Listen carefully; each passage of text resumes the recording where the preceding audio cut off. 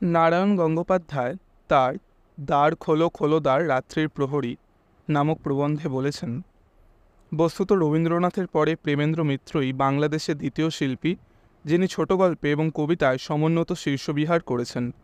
প্রেমেন্দ্র মিত্রের সাহিত্যিক সত্তা নিয়ে যদি কবি গল্পকারদের মধ্যে সন্ত কবিরের শবদেহের মতো বিরোধ বাঁধে, তাহলে কবিরের ভক্তদের মতোই কোনো পক্ষ নিরাশ হবেন না। কল্লোল যুগের অন্যতম প্রতিনিধি প্রেমেন্দ্র মিত্রের তেলেনাপোতা আবিষ্কার কবিত্ব রসপূর্ণ রোম্যান্টিক ভাবমূলক গল্প। যৎসামান্য কাহিনী সর্বস্ব গল্পটি প্রথম থেকেই সেকেন্ড পার্সন ন্যারেটিভ পরিবেশনের দ্বারা পাঠককে এক বিচিত্র যাত্রার সঙ্গী করে নেয়। বিষয়বস্তুর অভিনবত্বে, আঙ্গিকের নতুনত্বে, উপস্থাপনার ভঙ্গিতে পাঠকের মনে তৈরি হয় এক বিষাদঘন আবহ। এ ধরনের গল্প বাংলা সাহিত্যে কেন বিশ্ব সাহিত্যেও খুব একটা নজরে পড়ে না। কাজেই এ গল্পটি এ কারণে শিল্প নৈপুণ্যগত দিক থেকে উল্লেখযোগ্যতার দাবি রাখে।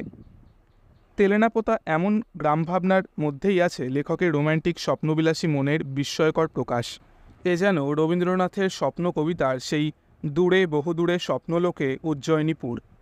কলকাতা থেকে মাইল 30 দূরে তেলেনাপোতা নামক অজপাড়াগা। তেলেনাপোতা গ্রামের নাম থেকেই বোঝা যায় যে আদেও তেলেনাপোতা নামে কোনো গ্রাম বাংলাদেশে নেই, কিন্তু লেখক বোঝাতে চেয়েছেন বাংলার সমস্ত গ্রামই এই তেলেনাপোতার মতো। সব গ্রামেই আছে দারিদ্র্য, নানান দুরারোগ্য ব্যাধির প্রাদুর্ভাব, দারিদ্র্যলাঞ্ছিত বেশ কিছু মানুষ এবং কন্যাদায়গ্রস্ত পিতামাতাদের অসহায় আর্ত জিজ্ঞাসা ও অশ্রুময় জীবনযাপন। এইসব শহরের চঞ্চলমুখর আধুনিক সভ্যতার জীবনের পাশে এরকম শান্ত অঞ্চল গ্রাম ও গ্রামজীবন অদ্ভুত একটা বৈপরীত্য নিয়েই উপস্থিত।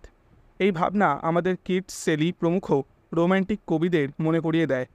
কিটস, শেলি প্রমুখ কবিরা তাদের কবিতায় নিজেদের একটা জগৎ, যা স্বপ্নময়, একান্তই নিজস্ব, সেরকম তৈরি করে সেখানে আত্মস্থ হতেন, পরে বাস্তবে ফিরে আসতেন বস্তুজগতের নির্মম অভিঘাতে। প্রেমেন্দ্র মিত্রও বলা চলে ঠিক সেই রকম একটি জগৎ নির্মাণ করেছেন তার কবিসুলভ রোম্যান্টিকতায়। তার আবিষ্কার ভাবনা দুদিক থেকে আবার লক্ষণীয়। এ প্রসঙ্গে অধ্যাপক প্রাবন্ধিক বীরেন্দ্র দত্ত যথার্থই বলেছেন, আবিষ্কার কথার ইংরাজি অর্থ ডিসকভার যেমন হয়, তেমনি হয় ইনভেনশন। যা আছে অথচ আবিষ্কৃত হয়নি তাই ডিসকভার, যা আদেও নেই তার আবিষ্কারের অর্থেই ইনভেনশন। তেলেনাপোতা আবিষ্কারের গল্পে তেলেনাপোতা গ্রাম সত্যই নেই, অথচ তার আবিষ্কার এই অর্থেই ব্যঞ্জনায় একটি অর্থ পায়। আবার তা না থাকলেও সমস্ত গ্রামই তেলেনাপোতার মতো, এই অর্থে আরেকটি আবিষ্কারের অর্থ দোতিত হয়। দুই অর্থের ব্যঞ্জনায় তেলেনাপোতা আবিষ্কারের বড় অর্থ পায়। গল্পের পরিবেশ রচনায় প্রেমেন্দ্র মিত্র নিপুণ চিত্রকরের মতো আলো ছায়ার আশ্চর্য রহস্যময়তার রং মাখিয়ে নিয়েছেন। এমনকি গল্পের চরিত্রগুলোও রহস্যের আলো ছায়ায় মণ্ডিত। গল্পের শুরুতেও যে নাটকীয়তা লেখক প্রেমেন্দ্র মিত্র এনেছেন, তাও মূলত আলো ছায়ার রহস্যঘন পরিবেশ রচনার জন্যই বলা চলে। যেমন, শনি ও মঙ্গলের মঙ্গলই হবে বোধহয়, যোগাযোগ হলে তেলেনাপোতা আপনারাও একদিন আবিষ্কার করতে পারেন। অর্থাৎ কাজে কর্মে মানুষের ভিড়ে হাঁপিয়ে ওঠার পর যদি হঠাৎ দুদিনের জন্য ছুটি পাওয়া যায়, আর যদি কেউ এসে ফুসলানি দেয় যে কোনো এক আশ্চর্য সরোবরে পৃথিবীর সবচেয়ে সরলতম মাছেরা এখনও তাদের জলজীবনের প্রথম বর্ষিতে হৃদয়বিদ্ধ করবার জন্য উদ্গ্রীব হয়ে আছে, আর জীবনে কখনও কয়েকটা পুঁটি ছাড়া অন্য কিছু জল থেকে টেনে তোলার সৌভাগ্য যদি আপনার না হয়ে থাকে, তাহলে হঠাৎ একদিন তেলেনাপোতা আপনিও আবিষ্কার করতে পারেন। এক অর্থে তেলেনাপোতা আবিষ্কার হয়ে ওঠে আত্ম আবিষ্কারেরই নামান্তর। প্রতিজনের মধ্যে লেখক হয়তো যা ছড়িয়ে দিতে চান প্রকৃত সুন্দরের রহস্যঘন আলোছায়ার কাছে পৌঁছানোর জন্য। যাত্রার বিবরণটিও চমকপ্রদ। একটি মৃদু বুদ্ধিদীপ্ত কৌতুক প্রথম থেকেই গল্পের বর্ণনার মধ্যে ছড়িয়ে রয়েছে। পাতালের কোনো বামন দেশ থেকে বেরিয়ে আসা গরুর গাড়ির সংক্ষিপ্ত সংস্করণ, বাঘ তাড়ানোর জন্য গাড়োয়ানের ক্যানেস্তারার নিনাদ, এসব পাঠকের মনকে কৌতুকে ভরিয়ে দেবার পক্ষে যথেষ্ট।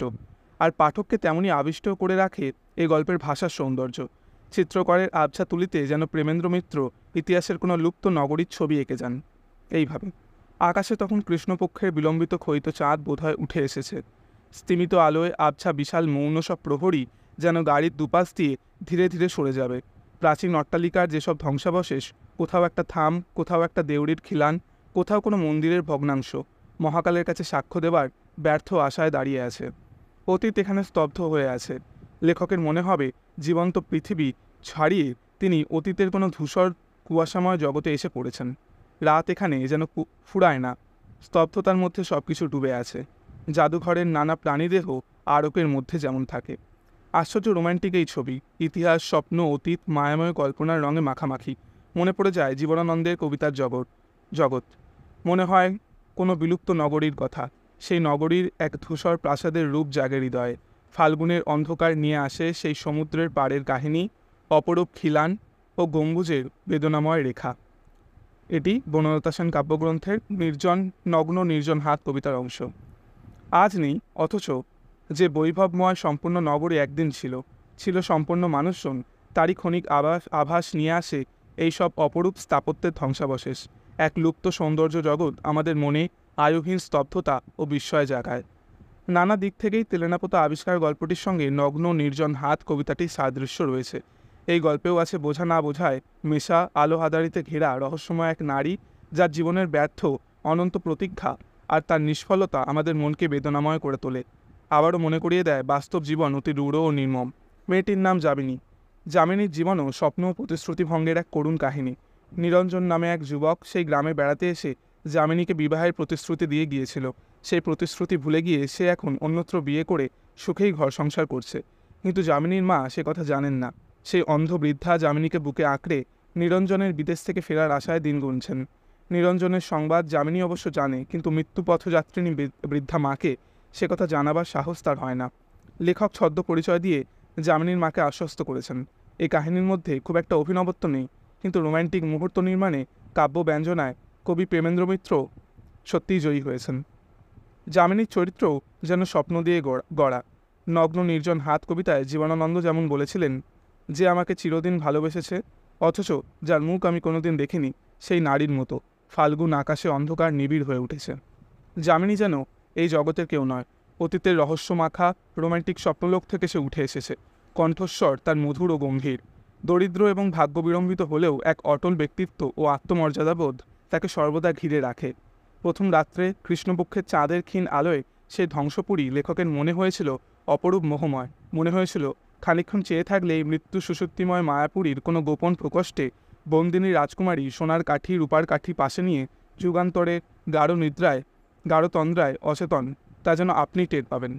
যামিনী যেন লেখকের জীবনের সেই বন্দিনী রাজকুমারী, তার জীবনে ক্ষণিকের জন্য ভেসে ওঠা এক স্বপ্নের বুদবুদ। জীবনানন্দের সেই অতীত সৌন্দর্যলোকে এক নারীও ছিল, কারণ নারীকে ছাড়া জীবনের কোনো সৌন্দর্যই তো সম্পূর্ণ হয় না। কিন্তু নিরঞ্জনের মতো লেখকও তো প্রতিশ্রুতি রক্ষা করতে পারলেন না, তিনিও তো প্রতিশ্রুতি ভঙ্গই করলেন। তোমার মুখের রূপ কত শতাব্দী আমি দেখি না, খুঁজি না। নগ্ন নির্জন হাতে কবির এই বেদনা তো এই গল্পের লেখকেরও। যামিনীর মৃত্যু পথযাত্রিণী মায়ের কাছে কয়েক মুহূর্তের জন্য হলেও তিনি নিরঞ্জনের অভিনয় করেছিলেন। হয়তো সে বৃদ্ধা ও তার কন্যার প্রতি করুণাবশতই, কিন্তু সে কি নিছকই করুণা, অন্য কিছু নয়? তাহলে বিদায় নেবার সময় যামিনীর প্রশ্নের উত্তরে তিনি কেন বললেন, থাক না, এবারে পারিনি বলে তেলেনাপোতার মাছখি বারবার ফাঁকে দিতে পারবে? উক্তিটি গভীর প্রতীকগর্ভ, এবং এর উত্তরে যামিনীর আচরণ এই রকম। যামিনী মুখ ফিরিয়ে নেবে না, ঠোঁট থেকে নয়, মনে হবে তার চোখের ভিতর থেকে মধুর একটি সকৃতজ্ঞ হাসি শরতের শুভ্র মেঘের মতো আপনার হৃদয়ে দিগন্ত স্নিগ্ধ করে ভেসে যাচ্ছে।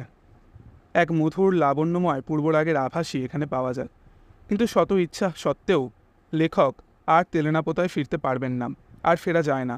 যেমন উলাপুর গ্রামে আর ফিরতে পারেননি রবীন্দ্রনাথের পোস্টমাস্টার। স্বাদ ও বাস্তবের মধ্যে বিরাট ব্যবধান। পোস্টমাস্টারও শারীরিক অসুস্থতার কারণে উলাপুর ত্যাগ করেছিলেন। লেখকও তেলেনাপোতা থেকে কঠিন ম্যালেরিয়া সংগ্রহ করে নিয়ে এলেন। যখন সুস্থ হলেন, তখন তেলেনাপোতার স্মৃতি অস্ত যাওয়া তারার মতো একটা ঝাপসা স্বপ্ন। তেলেনাপোতার অস্তিত্বই অবাস্তব বলে মনে হলো। যামিনীকেও মনে হলো অলীক কল্পনা। একবার ক্ষণিকের জন্য আবিষ্কৃত হয়ে তেলেনাপোতা আবার চিরন্তন রাত্রির অতলতায় নিমগ্ন হয়ে যাবে। আমরা জানি কবিরা প্রতিভার মায়া বলে অলৌকিক শোক ও লৌকিক ভাবের অলৌকিক চিত্র কাব্যে ফুটিয়ে তোলেন।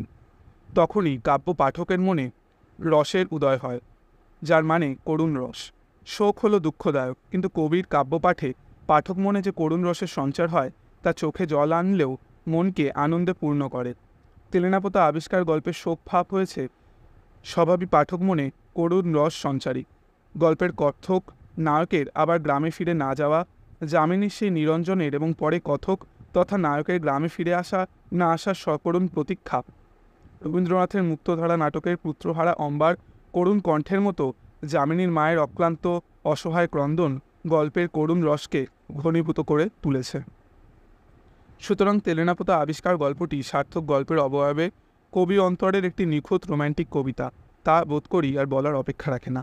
গল্পের অধিকাংশ বাক্যেই ধরা পড়ে প্রেমেন্দ্র মিত্রের রোম্যান্টিক কবিমনের অন্তর্মুখীন দৃষ্টিভঙ্গি।